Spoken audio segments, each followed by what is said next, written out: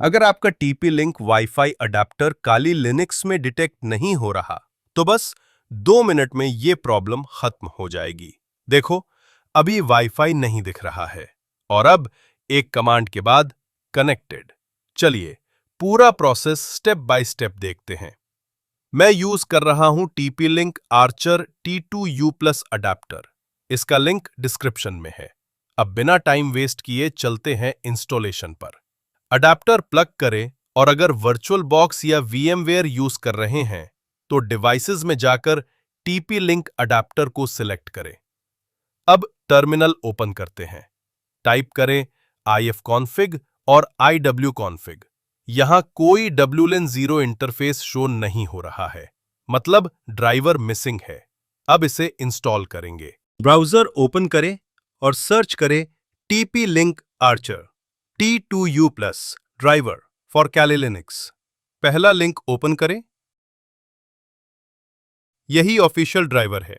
अब commands copy paste करते हैं। पहले लिनक्स अपडेट करें।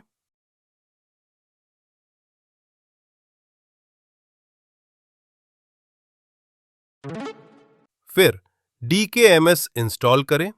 बस कमांड्स को कॉपी पेस्ट करें और एंटर करें। अगर एरर आए तो नेक्स्ट कमांड ऑटो फिक्स कर देगा।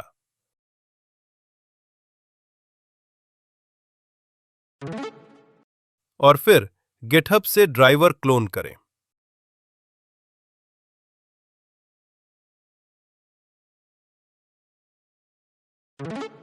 अब डायरेक्टरी में जाएं, cd/rtl और रन करें sudo make dkms install।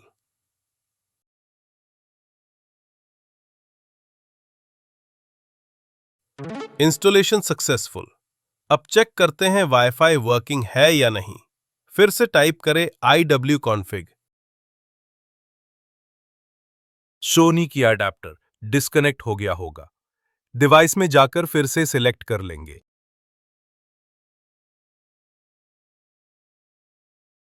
अब WLAN 0 शो कर रहा है, मतलब ड्राइवर काम कर रहा है।